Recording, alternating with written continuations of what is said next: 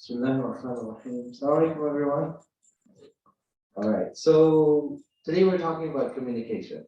So obviously not everybody got the memo about communication, but that's fine, inshallah. I know that the video will get shared, so especially hopefully to people who need to hear more about it. And so inshallah they'll benefit. So we'll jump right in. So today's topic is about from table talk to pillow talk. So the idea is about how different types of communication weave into each other, right? And how they're interconnected and affect each other.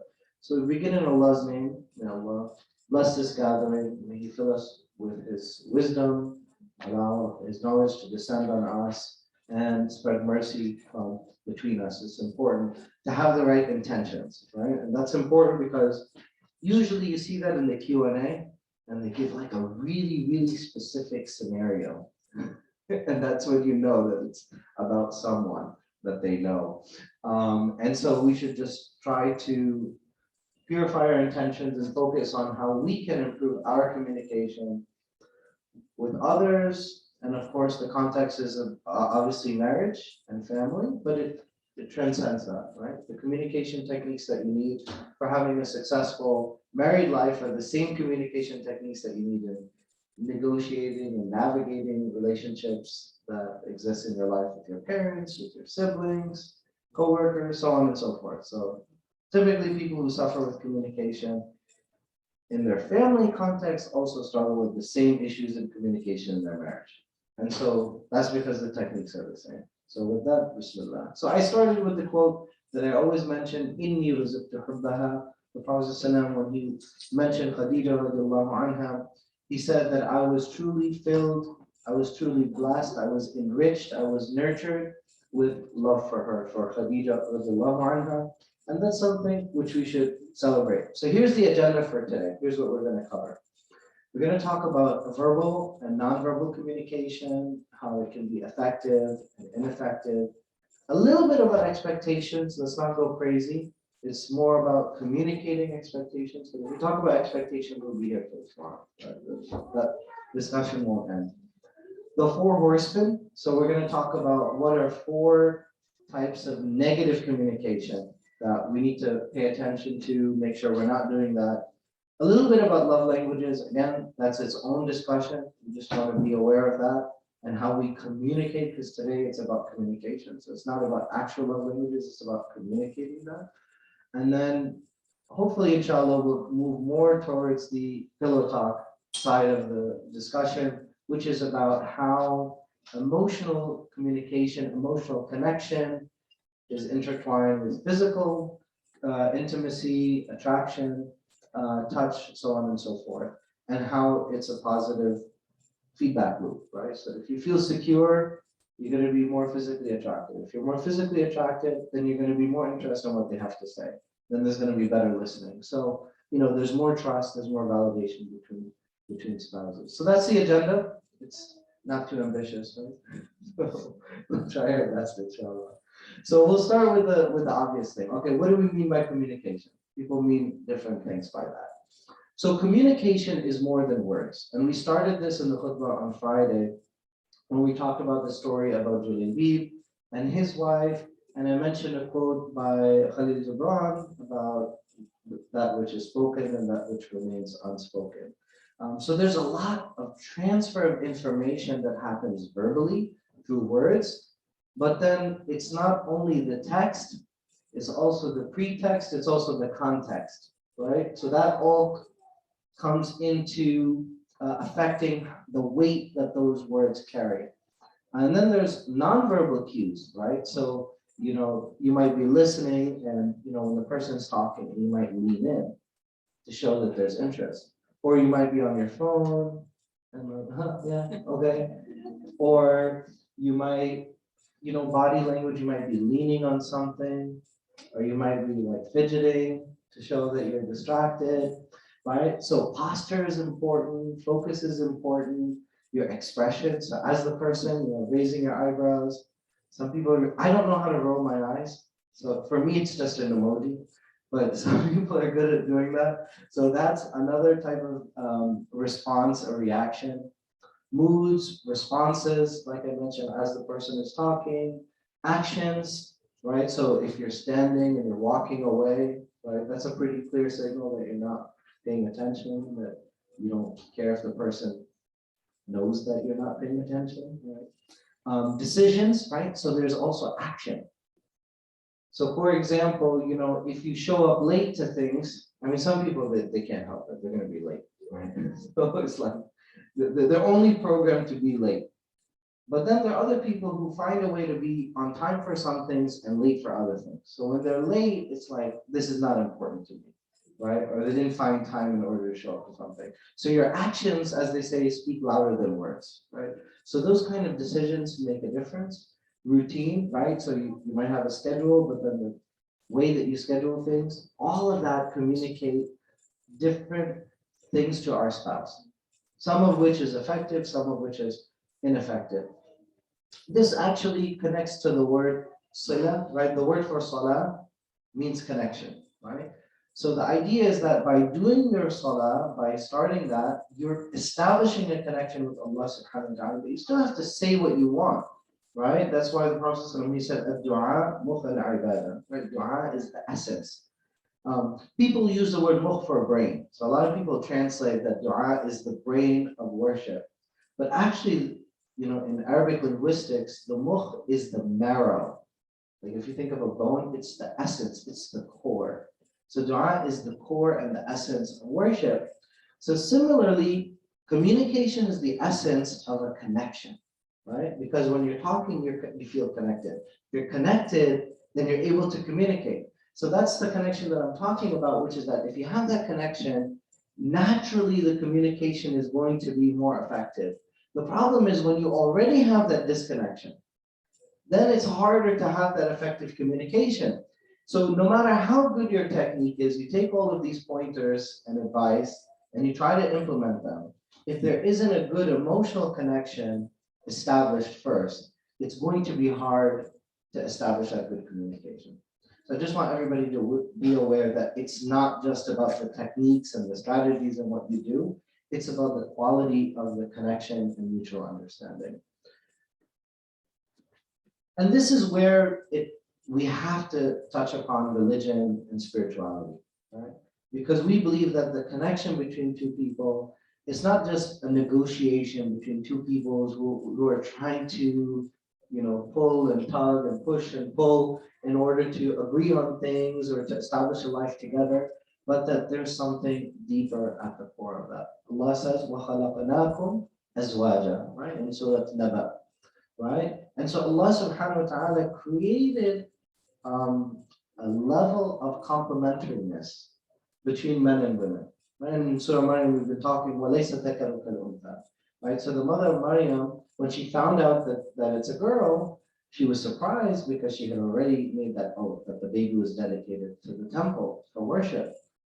But she understood that there's a divine wisdom in having a daughter that she may not immediately realize, but that in fact her dua was still accepted. So what that teaches us, and the fact that Allah recounts that in the Quran, shows that there are strengths that men have as a group, and this is a broad brush, this is not going to apply to everyone, that women lack, and then there are a lot of qualities that women have that men as a group can work on, right? And so because of that, when you bring the two together, it accentuates, so a man being married, it brings out the best qualities that are already in him. And similarly, a woman, when she becomes married, that man, by being part of that team in which their strengths and weaknesses are lined up together, then they're able to bring out each other's best qualities. So this is how we view it in Islam, right? So let's talk a little bit about that need. A lot of people, and when I say a lot of people, I mean especially a lot of men, are not as emotionally in touch. They have a hard time talking about their feelings or their ideas. Sometimes it comes out in the form of anger or frustration, and that's because they couldn't find the right words to express what it is that they're feeling. But all people are the same in this respect. Each and every person has a need to give love and to feel love. People want to feel appreciated, they want to feel valued, they want to be wanted. All of those wonderful things that we all know from our own life experiences that we want. So there's a need for fulfillment, and that there's a need for connection. And it's not just romantic love. We crave that in our relationship with our children. We crave that with our siblings. A lot of us struggle with that with our parents. We didn't feel that our parents gave us enough love or expressed enough love to us. And so that translates into a lot of other ways in which we behave. But people will do crazy things for love. They will cross mountains, they'll go through valleys, they'll do all kinds of crazy things, all the beautiful poetry, all the beautiful literature, it's all about love, right? I mean, is there any music that's about anything else? I mean, that's like the main topic of the human experience. And so that's because it connects to that human emotion of wanting to be wanted, that sense of belonging. And isolation is devastating to the human psyche. The reason I put all of this in is because at the end of the presentation, we're going to talk about some unhealthy communication styles and how sometimes we will withdraw ourselves or isolate ourselves, and how that's actually stonewalling, right? So that's actually counterproductive in effective communication. So you think like, oh, okay, well, then the other person is going to think about it. But being isolated makes a person feel less connected, and they're going to be less communicative. So it's actually counterproductive. So a lot of the things that we've been doing when it comes to communication don't work. And that's because our natural reaction is to adopt strategies that are protective. So as soon as there's an issue, we put up a wall. We create barriers rather than opening and saying, well, I'm feeling this way because you did this, and that makes me feel this way. We don't do that. That would make things very simple. That would make it very easy. And like intellectually, we're like, oh, okay, I can do that. But then when the situation actually happens, we don't do that because we want to be defensive, we want to be protective, and that's so we don't get hurt. And so you can call it a fight or flight, response. You can call it whatever you want, but that's where we go. And it also requires you on a spiritual level to really open yourself up and understand that, part of that marriage, part of that family relationship is about, it's an expression of love and mercy, right? As Allah says in Surah Al-Rum, everybody knows you have the wedding cards to prove it. وَجَعَلَ بَيْنَكُمْ مَوَدَّةً وَرَحْمَةً. That Allah has placed love and mercy between your hearts. But that word mawadda, and I mentioned this in the khutbah before last year, how, there are over 60 words in Arabic for love, but Allah used that word from al-wud, right? And the kind of love that's there is unconditional. It's not like a very romantic love or really attractive. It's not passionate, but it's this very unselfish love. It's unconditional, right? It's the kind of love that Allah has for us as al-wadud. سَيَجْعَلُ لَهُمُ الرَّحْمَنُ وُدًّا. And we'll be mentioning that, inshallah, in the last session of tafsir, Surah Maryam, inshallah, in 2 weeks. So where do we get these bad habits from? It's the same with, whether we want to admit it or not. One thing you realize once you have children is you start repeating the same things you heard your parents say. How many of you guys are guilty of that? Like, you look at the mirror one day and you're like, I became my mom. Right? And you're like, because we always said, I'm not going to do what my parents did, right? And then we end up doing exactly the same thing. And then, if Allah bless you with your parents to be with you, then they remind you that you're doing the same thing that they did too. And like, oh, you should have listened to me from the beginning, right? But we take some of the good, we also take some of the bad. And there's some bad cycles that are involved here. So you have to ask yourself, how did your parents speak to you when you were a kid, right? And you have to process and unpack all of that. How did your parents resolve conflict? So as a kid, did you see any conflict in the home? Were they able to sit down? Were they able to talk about it? Did you see a resolution? After they had an argument, after they had a conflict, What was it? Was it tense in the house? Were there issues or were they able to move on, right? Because of course, actually having conflict is good. If you have conflict and you're able to resolve it, then actually the marriage becomes stronger because now you have more confidence that if we have any issues in the future, we'll be able to take care of it. So avoiding conflict, some people think like the goal is to avoid conflict. And that's completely unrealistic because there's always going to be conflict when people have opinions, right? So, for some people, they imagine this parallel universe in which people don't have opinions. My parents never had this issue, right? They always just went along with whatever so and so said. I mean, maybe that's what you thought, but it's very, very likely that that is not true and that there was conflict, but perhaps you didn't perceive that. Was there someone who was authoritative and another person who was submissive, right? Who had the last word? And as I mentioned, what was the aftermath like? So there's a lot that we take from our parents. It could be, our concepts about trust, love, anger, sadness, dependency. These are all in psychology what they call learned behaviors, meaning that you grow up seeing that, and then you start to emulate it, you start to imitate it, because as human beings, we are imitative by nature, right? So even as children, from a very, very young age, we start to have the same expressions. And many of you, I think pretty much everybody here has children. And how many of you have noticed that your kids have the same facial expressions you have? You take photos, you look at your photos of your kids, and you're like, oh my God, they make the same face as I do, right? That's natural because when they were babies, they're lying down in their bassinet, they're lying down in the crib, and whose face is right over them? It's yours. So that was their interaction. That was their whole world. Your face was their entire universe. And so they imitated that. So if you have a parent who's constantly smiling, who's projecting all that positive energy, naturally, the kids also do the same, right? And so that cycle continues. The reason that this is important is because we can reprogram ourselves. This can actually be changed. Even though that cycle is like that, you don't have to repeat history. So your parents might have had some unhealthy communication style. It doesn't mean that you're condemned to that and that you can't get out of that. But now it's not a passive process because the imitation is passive, right? So you think that's what normal is.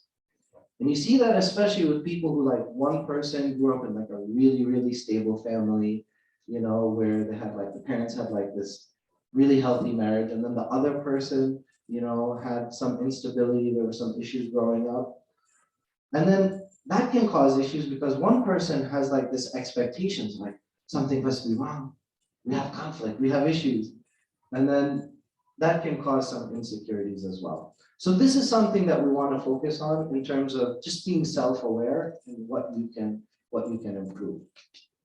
So as we mentioned, there are some complementary features, right? So Allah in Surah Al-Baqarah says, "Hunna libasul lakum wa antum libasul lahun," that they are garments for you and you are garments for them. So the role of a spouse is not just about duties and responsibilities. We talked about this on Friday in Jummah. It's not about negotiation. Okay, you're going to do these things, I'm going to do these things. I mean, if that were the case, then go hire a maid. Then you can get, checks, you can get someone who will take care of the finance. You don't have to marry that person, right? When you marry someone, you're gaining a life partner. So it's not about finances, it's not about household chores, it's not about any of those things. It's about something that's deeper. And that's why Allah mentions garments, because garments provide warmth, they guard our secrets, they provide us with a sense of security, they cover us, and they beautify us as well. So is there a role for men in raising children? I mean, I don't have to tell this community, but in a lot of places, a lot of people are really stuck on what they assume based on culture or based on what they saw from their parents, that, okay, this is what a man is supposed to do, this is what a woman is supposed to do. And then when they do a little bit extra, they're like, oh, that's just because I'm so awesome. and I'm like the best, like you should like clap for me. And then other people, they have a totally different set of expectations. And then they're like, okay, well, everything has to be 50-50, even though you work 80 hours and I work 20 hours. And so both are extreme, right? Because in reality, the couple has to figure out what works for them, what's fair, what's balanced, what makes sense.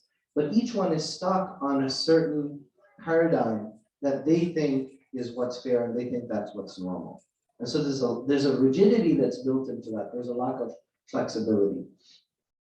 And so I assume this might come up in the Q&A, but a lot of people come to imams all the time and they say, what does Islam say is the responsibility of the husband? What does Islam say is the responsibility of the wife?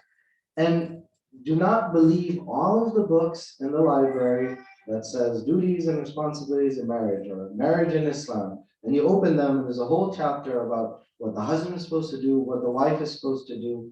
90% of that is made up. And that's fine. I just wish they would tell people in their books, in their lectures, that they made it up. That's fine. But the reason they had to make it up is because we don't have verses in the Quran that say what the husband is supposed to do and what the wife is supposed to do. We don't have hadith. Yes, we know the Prophet ﷺ was in the service of his home. We know that his wife most of the time would take care of the household duties and responsibilities and that he would assist her. Okay, yeah, we know all of that. But anything that we do is basically going to be extrapolation. And it's not going to fit perfectly. So we were having a conversation here in the masjid a couple of days ago, and we were talking about this issue, how people will read a hadith about Aisha preparing dinner for the Prophet ﷺ, and then they'll be like, yes, the wife has to prepare food every day. What did the Prophet ﷺ eat? Like, barley soup with one piece of meat was like a fancy dinner for them. That was like you went all out if you had barley soup. All right, that was like a big dinner, right? Most of the time they baked some bread and they had some dates and they had some milk and and yogurt, and that was it. So people take one hadith and they're like, oh, we need 10 different dishes.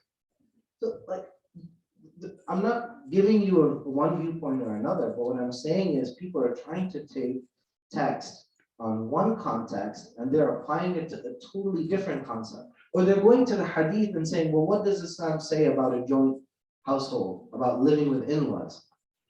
Well, Arabs at the time of the Prophet had no concept of a joint household because that wasn't part of their culture. So anything that you say about that is going to be made up, because we don't have any text on that topic, for it or against it. And people will take a hadith and they'll be like, oh, this shows that this is like the right model, like my viewpoint is correct and everybody else is wrong. And then the worst thing is they say, Islam says, well, who gave you the microphone to speak on behalf of Islam? So I think when it comes to marriage and rights and responsibilities, we should all slow down and realize that marriage is not about duties and responsibilities. It's about mutual understanding, and it is a blessing. If the Prophet ﷺ told us, you have to pray exactly 20 rakat every night of Ramadan, we would be in trouble. We would have to do it every single night of Ramadan. Alhamdulillah, the Prophet ﷺ never told us that. If the Prophet ﷺ told us that a wife has to be a homemaker, and then her husband is disabled, how would they manage? It would be impossible to accommodate for each and every situation. It is a blessing that the Prophet ﷺ and our religion, our deen is not so rigid that it goes into all of that minutia, because the reality of our living situation has to accommodate for all of that. So that's important for expectations. This takes us to the third segment. This is about destructive communication patterns. And many of us will see some of the things that we're guilty of. So there's a little illustration. I'll read it out in case you can't see it. The first one says criticism, which, that also falls under blame. So somebody says, you always do that. You never do this, right? And what's the positive? So for every negative communication pattern, there's a corollary positive one. So instead of transferring that into blame or criticism, saying that, oh, you didn't do this, you didn't do that, you can talk about your feelings inwardly. So you have that, rather than that outer voice, you can talk about how that is affecting you, right? It's really hard for me to wash the dishes because I just came home and it's 9 p.m. It would have been nice if, you found some time to do it, right? Instead of like, you never wash the dishes, right? So some of my examples are exaggerated, that's on purpose, just to illustrate the point. Married people say some weird stuff, so don't think my examples are weird. You guys know what I'm talking about. Then there's contempt, that's the second one. And that's a kind of hiding. So often, it comes in the form of verbal abuse, but it doesn't have to be, in which there's no possibility for joining and resolution. So what's the solution for that? Instead of and this is also problematic from an Islamic perspective because this comes from a place of arrogance. It comes from a place of ego, right? And so the corollary for that would be naming things that you appreciate about your partner in your relationship. Because if you're constantly putting someone down, then there's two problems. There's the effect that your word has on your spouse, but then there's also the effect it has on your own impression of your spouse. So now you have two issues to deal with, right? And so the way that you manage that is by reminding yourself and showing appreciation to your spouse. And it's a good reminder of what are their attributes that I like about my spouse, right? And saying it and articulating and verbalizing it, right? Because a lot of us, we know what they are, but we're afraid of saying it because then we've admitted it, we've acknowledged that there's something good. The third one is defensiveness, which is also related to blame. And so, an example would be, it's all your fault. This comes out whenever there's a crisis, right? So there's a problem, something bad happened. Well, if you just listened to me from the beginning, right? So this is all your fault. This is why we're in this situation. And a positive technique would be to understand how both of you contributed to that scenario, to that situation. And that comes from a place of understanding that marriage is not about two people who are on opposite sides, but viewing the marriage as a partnership and a team effort. And then when you realize that you're on the same team, then you can sit down and say, okay, where did we mess up? Where did we go wrong? And being able to have that conversation, because it's about revisiting what took place, figuring out what you could have done instead of figuring out, assigning whose fault it is. Was it you that messed up or did I mess up? Because once you have that conversation, you're setting yourself up for failure, right? It's not going to end well because somebody's going to feel that they're being blamed. And naturally, we try to self-preserve. And so we're like, it must have been your fault. Why? And it comes across as blaming, but what you're not really trying to blame the other person. What are you trying to do? You're trying to deflect blame from yourself. So you're kind of proactively blaming the other person so that way it doesn't come back on you. And then the last one is stonewalling, which is a kind of hiding in which you close off yourself totally. Are you mad about something? You seem like you're in a weird mood, whatever. And this is a good scenario in which sometimes people emotionally are not ready to talk and they need a little bit of space. Because there's space which is done intentionally, there's silence which is done intentionally, and then there's silence in which a person is trying to ground themselves and to come back. So if you give somebody space in order to collect their thoughts, figure out how they're feeling, and then come back to the conversation, that is something which can be really productive. That can be helpful. But if it's space which is intended to create distance, then that can be something which is problematic. This is something that we all know, that anger is an emotion, right? So sometimes we talk about anger like, oh, you got angry. But anger is usually used to mask something else, right? So people get angry because they're feeling, so they're afraid about the future, so they're angry. They're anxious, so they're angry. Like when someone is angry, try to figure out what is creating that anger. Like what is, because anger itself is an emotion. And so it's an unhealthy way of communicating. But the alternative for some people is bottling things in. And bottling things in is also an unhealthy emotion.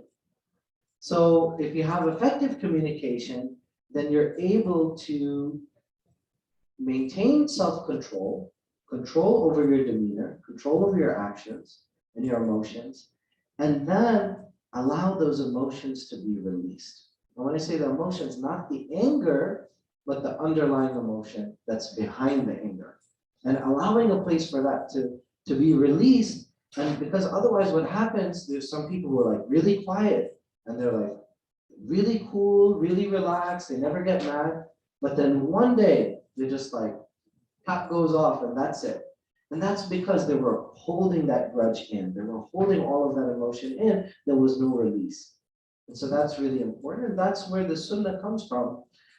And it's all about changing position. Some people, they read the hadith, you know, Prophet, somebody asked him for advice and he told them, la taghdab, la taghdab, la taghdab.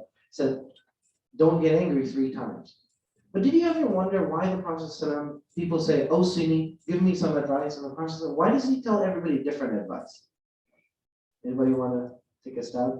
Why does one person comes, he says, be nice to your parents. Another person, he says, don't get angry. Another person, he says, you know, take care of your salah. Why is he giving everybody different advice? Why is the Prophet giving them? What's that? Everybody is different. Everybody is different, and the Prophet ﷺ, he knows it's actually the person who's asking. So when the Prophet ﷺ told the person, don't get angry, what do we know about the narrator? The Prophet ﷺ knows that that person has an anger problem. That's why he gave them the advice, don't get angry. So the person who needs to hear it is the one that has a hard time with controlling their anger. And the advice of the Prophet ﷺ is all about change, removing yourself from that situation, right? Because as soon as you're able to pause and reflect, then that itself allows you to take control. So for example, if you're standing and you're angry, then what do? Then you sit down. If you're seated, then what do? Then you lie down. Let's say you're lying down, right? If you didn't follow our advice about pillow talk and you're lying down and you're getting into an argument, then what? Then you can drink water or you can make wudu, right? So as the Prophet said in a third hadith. But the important thing is the change. The Prophet is giving good advice, right? To stand, to sit, to lie down, to make wudu. But the most important thing is about remove. Because let's say you're in an argument and you're like, oh, okay, excuse me, and then you go to the bathroom and you make wudu. I guarantee you, you're going to forget what it was that you were fighting about. The act of like having enough control to remove yourself, to walk to the bathroom, to make wudu, which itself is refreshing, and that also like changes your mood because wudu naturally does that. And then you come back to the conversation and say, yeah, I thought of 3 more arguments, right? Nobody does that because once they remove from them, they're like, you know what? I'm being petty. I'm gonna let this go, right? Because it gives you a little bit of perspective. So a little bit there about anger. So we talked about releasing those emotions, but now we're shifting to the next phase of the talk, the 4th part, which is about being expressive, being vulnerable. So Allah subhanahu wa ta'ala says in the Quran, وَخُلِقَ الْإِنسَانُ ضَعِيفًا. That means that Allah created all of us in a state of weakness. So some people, they took it literally, that it means, some of the Mufassirin, they said it means that physically, we're weak, and we know that. I mean, coronavirus has put the whole world at a standstill for like 2 years. And then we start to wonder, like, this little virus is like completely changing our lifestyle. It shows the fragility of life and how many things need to go right in our body in order for us to be healthy. But it also means that emotionally, we are also weaker. We are all weaker than we imagine. And that's part of the way that Allah created us.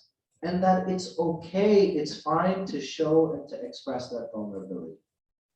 And since your spouse is libasul lakum, right, is a garment for you, then the person that you should show your weakness to the most is your spouse. And what's really, really ironic, especially for the men, are the ones who are like really tough and really strong and really confident at home, and then they leave the house and they're like a joke. Whereas the Islamic paradigm is that the person should be firm and strong and confident outside of the home, and then when he interacts with his family, with his children, and with his wife, then he should seek to set a softer tone, right? And to be more gentle in the home, right? Because he doesn't need to assert himself in the home. And that only a confident person can do that, right? As they say, التنزل عن المرتبة, right? So the definition of humility in the Islamic lexicon is the lowering of oneself, because your position itself, yuradu bihi ta'zimu, that the position that you're in, that you've been entrusted with itself, already lends itself to a certain status of exaltation. So for example, you know, if you're the lowest person in your company, you don't need to be humble because you're already at the bottom. But when you're the supervisor and you're the CEO, then you should exemplify the highest levels of humility, and you should be real and you should be approachable to everyone, because you're in a position itself which has some exaltation. It's like built in, caked into it. So you have to lower yourself because of that position. And hopefully I won't get in trouble for saying this, but the Sister Dominique was laughing at me. That's okay. Everything is fair game, inshallah, for the Q&A. We'll open it up to everything, inshallah. But you know, traditionally our understanding, and people misunderstood the verse of الرِّجَالُ قَوَّامُونَ عَلَى النِّسَاءِ, right? That men are responsible and they're the caretakers of women. And we know what it means, as Dr. Tariq mentioned in the Q&A, it's talking about financial responsibility, right? Because the rest of the verse says, بِمَا فَضَّلَ اللَّهُ بَعْضَهُمْ عَلَى بَعْضٍ. That means that it's their role and it's their responsibility to take care of their wives, right? It doesn't mean that they're the boss. But because Allah has entrusted man with that greater responsibility, which is an added responsibility, right? In addition to all the other things that they should be doing, then they should discharge that responsibility with the highest levels of integrity. And so they should show more humility and they should show more kindness, because they're already in a position of power and influence. Did I lose anyone? The problem is when people when somebody's the boss, they end up becoming bossy, right? But if you're in charge of something, you don't need to exert any influence, because you're already in charge of it. You're already responsible for that thing. So there's a little bit of irony in that. And some people, I think they do that because of a feeling of insecurity. They need to assert and to flex that strength, because when they leave their home, they don't feel that strength. And so it makes them feel a certain way, right? And we'll talk about the male ego, inshallah, in the Q&A. I'm sure I'll get some questions. Feel free to pick on me for what I said, because I didn't word it the right way. Then there's love languages, very briefly. There's a great book by Chapman that talks about these love languages: words of affirmation, quality time, gift giving, acts of service, and physical touch. So, these are things that we talked about last year in the YP event, but I'm just going to focus on the last one as Muslims, because there's certain taboo topics in the Muslim community. We live in an age in which we're surrounded by the haram. I mean, you can't turn on a TV. You can't turn on Netflix has become a disaster, right? Like, there's some weird stuff on there, right? it messes with your head. You can't turn on Bollywood. That's even worse than Hollywood. It's like messes with, it's like and there's like weird family stuff. Like, I don't know, people have twisted minds that come up with these plot lines. And it pollutes the way that the society thinks, right? And those dramas, because then it normalizes that kind of behavior. And then when we talk about something which is wholesome, like love between, a husband and a wife, we're like, no, no, no, no, Aib, sharam, shame.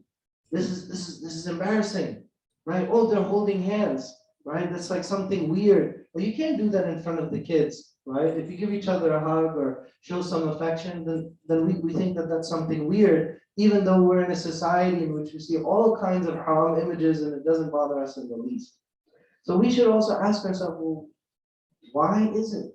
Are we modeling, are we showing our children, like, what is the harm in your children seeing that you have a happy and loving relationship? In fact, when they see that, then when they reach that age where you might start saying, well, you should think about getting married, they have a positive idea about marriage. Like, well, I want to have that too. Right? But if like you give them all that baggage about marriage and then you start adding pressure, like, oh, it's time to get married, right? Then they're gonna be like, well, I'm gonna enjoy my single life because you always talk, mom, about how you gave up your career and you gave up this, and like marriage has been this huge curse and how it's terrible. Then why would I want? Then your daughter's gonna be like, well, I don't want that. Like, I'm enjoying life, and then that would be completely reasonable for her to feel that way. So touch. The reason that I mentioned that is because when you examine there are many ahadith in which Aisha radiallahu anha, and it's not the hadith are not about touch, that's why I didn't list them.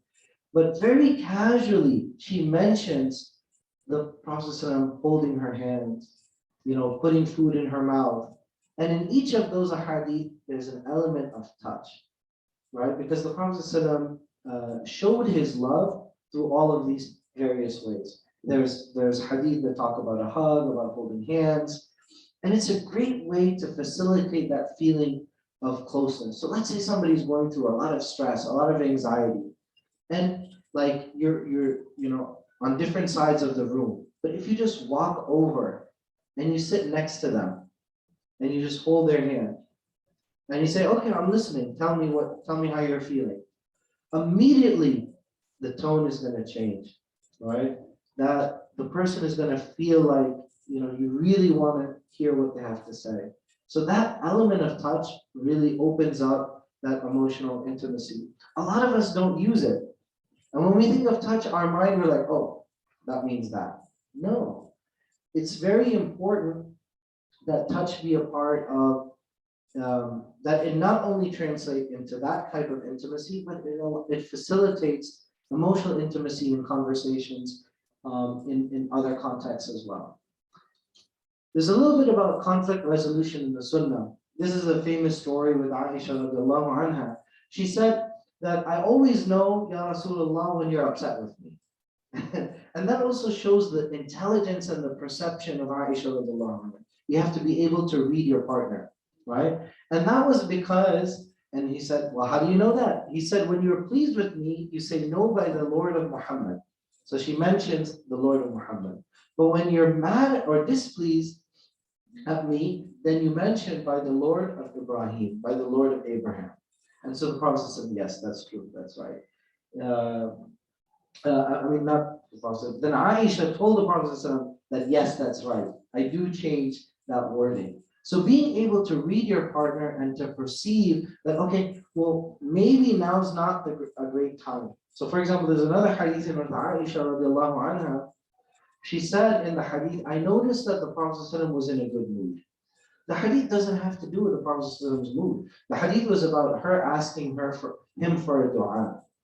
But when you read the Sunnah and you read the hadith and you read it with perception, you'll notice those nuggets, those gems that are in the hadith, where she says, I noticed he was in a good mood. And so I asked him to pray for me. How many of us are guilty of bringing things up at the worst possible moment? We are all guilty of that. And Aisha radiallahu anha was so perceptive that she would bring things up with the Messenger sallallahu alaihi wasallam at the moments when he was the most receptive to hear that. Especially like, how many hours do you guys work? I don't even want to know. This is like a hall of workaholics, right? People just are addicted to their jobs nowadays. And people just say 9 to 5. Are you jealous of people who work 9 to 5? Like that sounds really, 40 hours sounds great nowadays. Because most people by the time that, and then when we shifted to remote, then it became even worse because before you used to have 2-hour commute, 1-hour commute. Now the companies, your employers, they're like, oh, well, you're saving all the time on the commute, so give all of that to us. So we have to make sure that when we come home, we understand the pressures that we aren't able to turn work off as easily as in the past. Okay, so here's what works. So now we're giving some of the techniques and solutions. Silence doesn't solve anything. A lot of us, we're going to ignore our problems, right? And we're like, okay, well, they'll calm down, they'll forget about it, but you haven't resolved anything. And what ends up happening is if you have years of this, of unresolved things, then you go to a marriage therapist, you go to Imam, and it's like, well, she did this, and she did this, and she did this, and she did this. No. She's like, well, and he did this, and he did this, and he did this. Oh my God, you guys need to come here every day, right? Some people, they need, they need a different package because there's so much that they have to get through. So if you communicate and talk about it as you go along, then you're able to resolve and to move forward. Instead of guessing motives or assuming the worst, it's very easy to be like, oh, that was because of this. But until you ask that person, okay, well, what were you thinking? Why did you do that? You're not truly going to understand their motives and their feelings behind doing that. Talk about what happened without judgment. And this is a big one. Use the future and the present tense. If you use this one, it's going to help you. I stole this one from my wife. You guys know Maliha. She's a LMFT, marriage and family therapist, and she's quality control for tonight. If I mess up, I'm sure she'll let us know.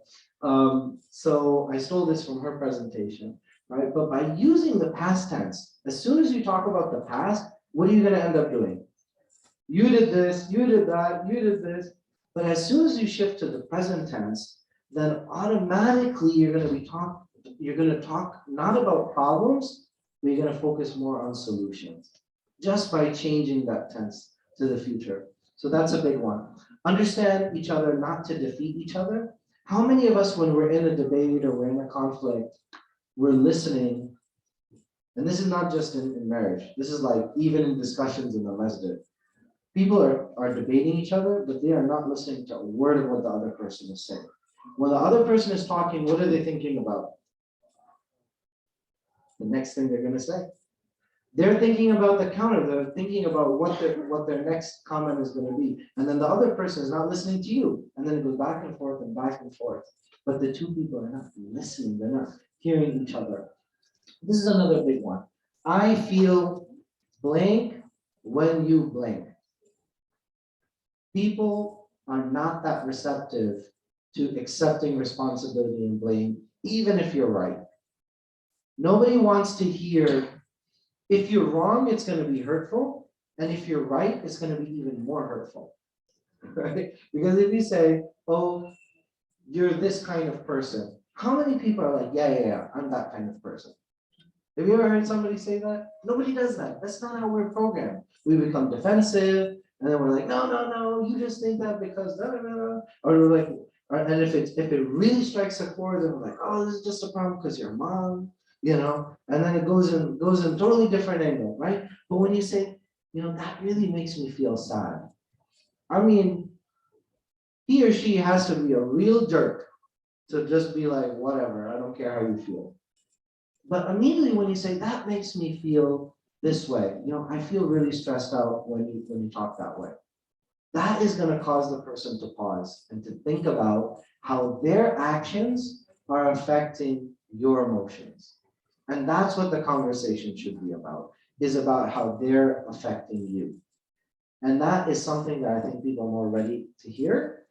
And that happens when you stop, think, and reflect.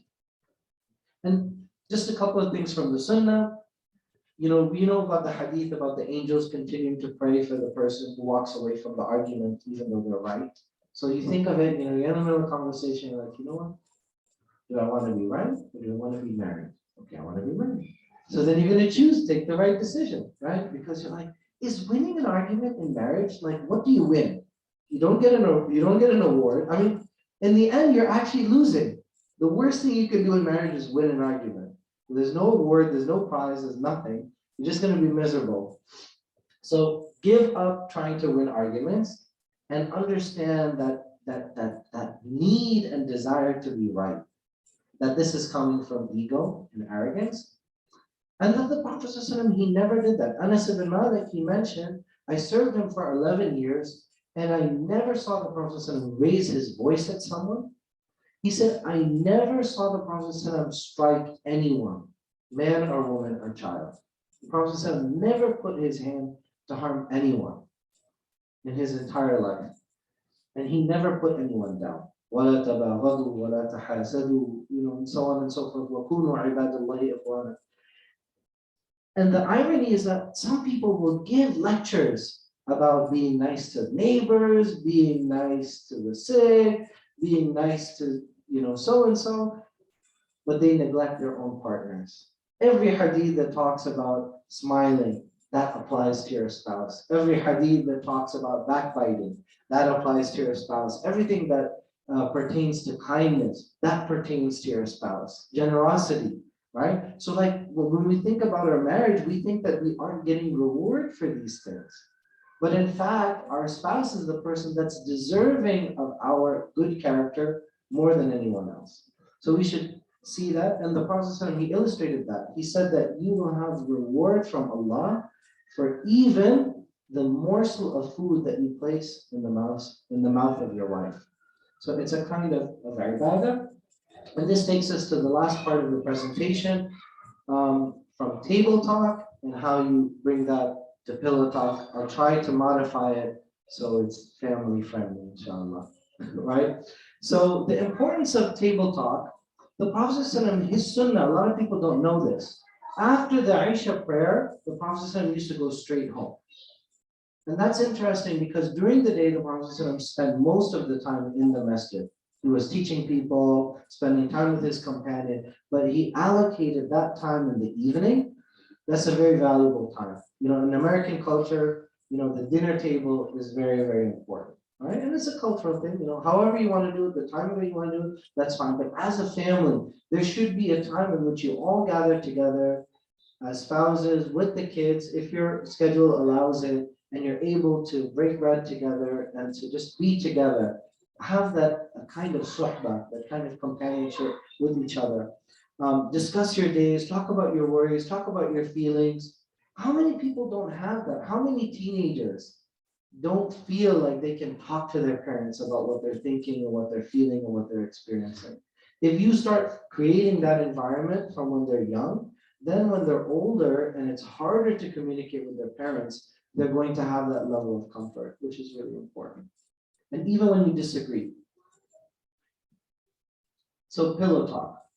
The Prophet ﷺ, he mentioned in another hadith, he criticizes the man who mistreats his wife in the day and then expects to be intimate with her at night.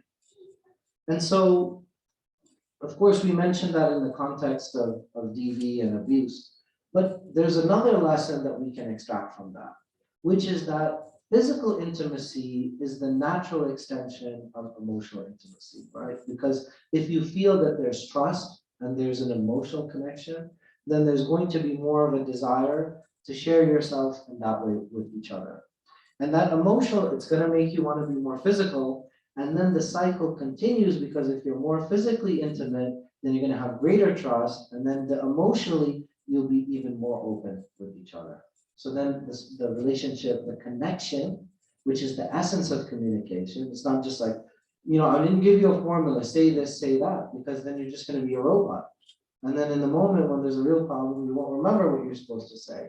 So it's really about that connection. And some people naturally, they go to that place of like, protecting themselves and protecting themselves for hurt. And so some people, they go to that place of withholding physical intimacy. And that's actually something which can be counterproductive. There's hadith about it, right? Because it actually causes a greater distance. Because now you feel like, okay, so my needs are not being provided for, so that person is weapon. I don't know if that's the right word I should use, but that person, not weaponizing, but that person is using that in order to create greater distance, right? And so what you should do is, if you don't have that emotional intimacy that you want and that emotional connection that you want, is rather than trying to do something that causes a negative loop, but rather do the things or communicate to your partner that I'm feeling this way because of this. And then you'll be able to have that conversation surrounding that. And then the last point that we have is about beautifying yourself, all right? And this is important because what ends up happening is we get distracted with kids. In the next slide, in the last slide, one of the studies found that 67% of new parents have a dissatisfaction in their marriage, a dramatic drop in dissatisfaction in the baby's first 3 years, right? And no, I don't have to go back. That's fine. That's fine. Oh, I think I figured it out. Okay. So Ibn Abbas, he says that I take care of my appearance for my wife the same way that I wish for her to take care of her appearance for me. And the idea is that when you get married, it's not like, oh, I got a husband, I got a wife, so now it doesn't matter, now I don't care. We should continue to put effort to show up, to be present physically, to be present emotionally, to be emotionally available, to be there to support them, and also to like keep that chemistry and attraction alive. That is part of the religious formula. That's something that the Prophet advised us to do, and the companions advised us to do, that keep trying to keep that romance alive. And that doesn't necessarily entail that you have to have like this grand gesture that, you know, you don't have to create a video and put it on social media. I mean, for some people, you know, that's what they want, but it doesn't have to be a grand gesture. It could be that small thought, you know, that short message, that little note that you leave, that is the most meaningful. So you guys have been amazing audience. Thank you so much.